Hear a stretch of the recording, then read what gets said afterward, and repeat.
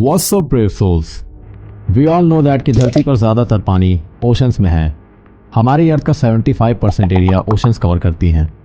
लेकिन सोचने वाली बात तो ये है कि उसमें मौजूद 91% जीवों के बारे में हमें 0% नॉलेज है। आखिर क्यों हम ओशन एक्सप्लोरेशंस को इतना लाइटली ले रहे हैं और अब तक सिर्फ 5% ओशन को ही क्यों एक्सप्लोर कर पाए हैं? इतनी साइंटिफिक एडवांसमेंट होने के बाद भी साइंटिस्ट ओशंस को क्यों एक्सप्लोर करना नहीं चाह रहे हैं? आखिर ऐसी कौन सी चीज़ है जो साइंटिस्ट को एक्सप्लोरेशन करने से रोक रही है? क्या वो अननोन समुद्री क्रीचर्स का डर है या फिर कुछ और? So guys, welcome back to my channel.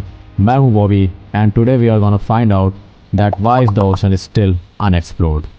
So without further ado, let's start the video.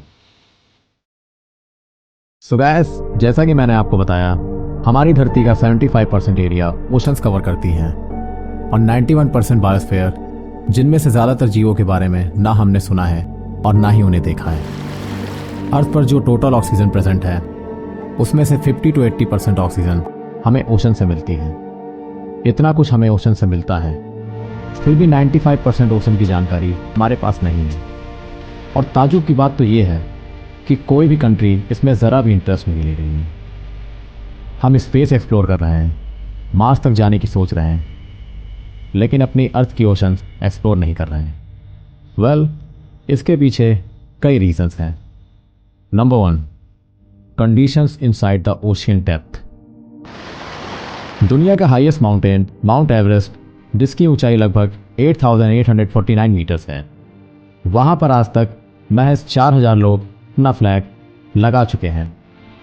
और ओशंस का डीपेस्ट पार्ट 10,935 मीटर्स है, लेकिन 8 बिलियन पॉपुलेशन होने के बावजूद सिर्फ 2 लोग इसके डीपेस्ट जोन तक जा पाए हैं।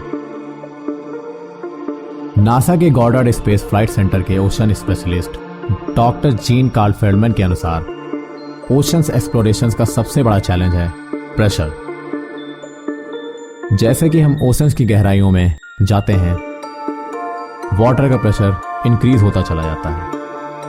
अब इतने इंटेंस प्रेशर में मेटल्स भी पानी से तेजी से रिएक्ट करने लगते हैं, और अगर आप किसी मेटालिक व्हीकल में नीचे ट्रैवल करोगे तो कब वो मेटल प्रेसिपिटेट हो जाए और वाटर में डिसॉल्व हो जाए, आपको भनक तक नहीं लगेगी। बेसिकली जब हम सी लेवल पे होते हैं तभी से ही वाटर प्रेशर हम पे अप्लाई हो जाता है। हमें फील नहीं होता है क्योंकि उस वक्त हमारी बॉडी में मौजूद फ्लूइड्स भी प्रेशर बाहर की ओर लगा रहे होते हैं, इसीलिए हमारी बॉडी पे कोई प्रेशर फील नहीं होता है। लेकिन हर 10 मीटर पानी में नीचे जाने के बाद प्रेशर 1 एटमॉस्फेरिक से इंक्रीज हो जाता है। मीन्स दैट जितना आप पानी की गहराई में जाएंगे, दबाव उतना ही बढ़ता जाएगा। एक रिपोर्ट के अनुसार वर्ल्ड की सबसे डीपेस्ट ट्रेंच मरियाना ट्रेंच तक पहुंचने पर प्रेशर 1 एटमॉस्फेयर से 1000 टाइम्स ज़्यादा बढ़ जाता है। इतने प्रेशर में आपको ऐसा फील होगा जैसे 50 जंबो जेट्स आपकी बॉडी पर रख दिए हों। 3000 से 9000 पाउंड्स पर इंच का प्रेशर आपके बॉडी पार्ट्स को इम्प्लोड करना स्टार्ट कर देगा। ओशन जितनी डीप और वास्ट है, उतना ही अंधेरे से भरी हुई है। मोस्टली सनलाइट पानी के सिर्फ 200 से 1000 मीटर तक ट्रैवल कर पाती है। उसके बाद सिर्फ और सिर्फ डार्कनेस है। ऐसी डार्कनेस में आप कहीं भी गुम हो सकते हैं। जब लाइट वाटर से पास होती है तो वाटर मॉलिक्यूल्स उसे एब्जॉर्ब और स्कैटर कर लेते हैं। जैसे जैसे डेप्थ इंक्रीज होती जाती है, 10 मीटर की गहराई तक हमें सिर्फ विजिबल लाइट में से लॉन्गर वेवलेंथ वाली लाइट, यानी कि रेड लाइट, दिखाई देने लगती है। और जब हम 10 मीटर से और ज़्यादा गहराई में जाते हैं, धीरे धीरे रेड के बगल वाला कलर, यानी कि ऑरेंज, डोमिनेट करने लगता है। और इसीलिए डाइवर्स को ओशंस में टॉर्च की ज़रूरत पड़ती है। 150 मीटर डीप जाने के बाद ह्यूमन आई सिर्फ एक कलर देख पाती है, जो कि ब्लू लाइट।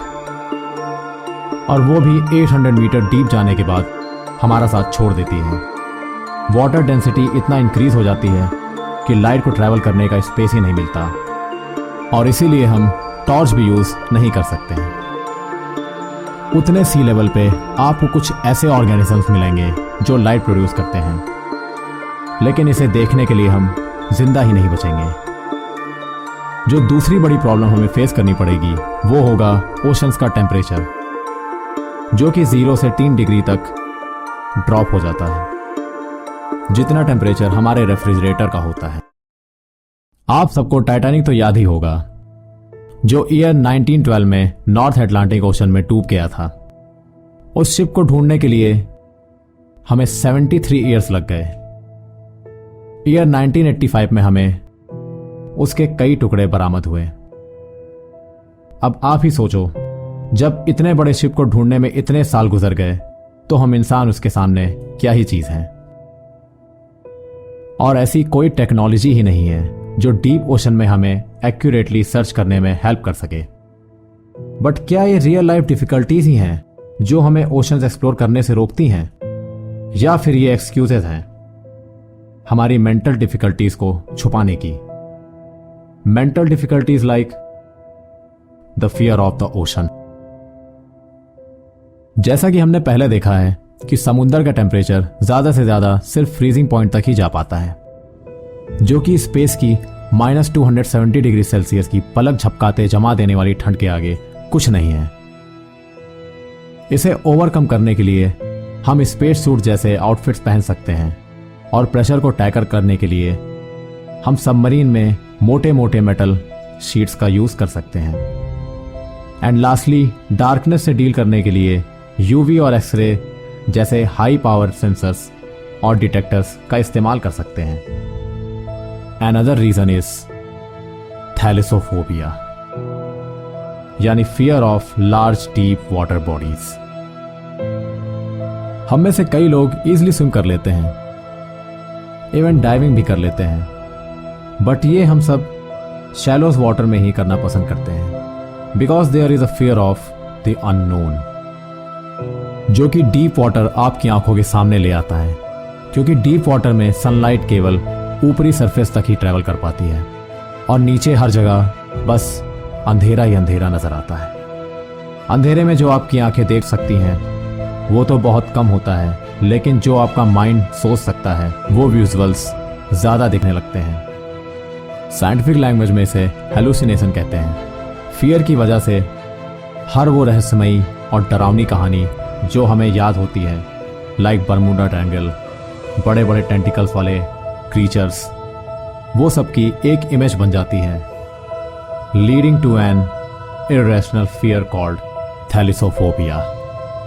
अब हम यहां पर उन चीजों से डर रहे हैं जिनसे हमारे मरने के चांसेस काफी कम हैं, as compare to those things जो रोजमर्रा की जिंदगी में हम करते हैं। जहां किसी शिप के डूबने से इंसान के मरने के चांसेस होते हैं 1 in 6.25 मिलियन, वहीं एक कार एक्सीडेंट से मरने के चांसेस होते हैं 1 in 645, क्योंकि देखा जाए तो 1980 से लेके दुनिया में अब तक सिर्फ 36 पैसेंजर शिप ही डूबे हैं।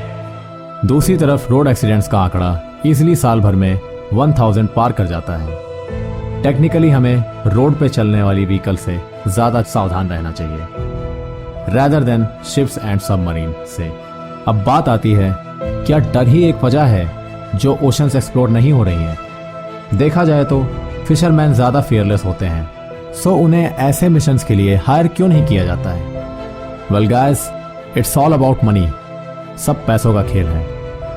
साल 1970 में यूएस के प्रेसिडेंट रिचर्ड निक्सन ने एक नई बॉडी अपॉइंट की थी जिसका नेम था national oceanic and atmospheric administration, like NASA.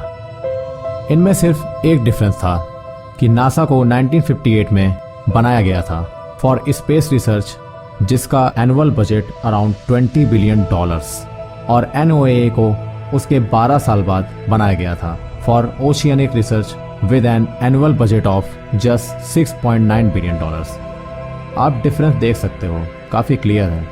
यही रीजन है जो अमेरिका जैसा सुपर पावर देश भी पीछे रहना चाह रहा है। सो गाइस, अब आप ही बताइए, ओशियनिक रिसर्च के बजट को क्या बढ़ाना चाहिए? कमेंट सेक्शन में अपने थॉट्स जरूर बताइएगा। Thank you all for watching this video. अगर आपको ये वीडियो इन्फॉर्मेटिव लगी हो so be sure to hit the like button and subscribe to our channel for more amazing facts and creepy stories. See you guys on our next video.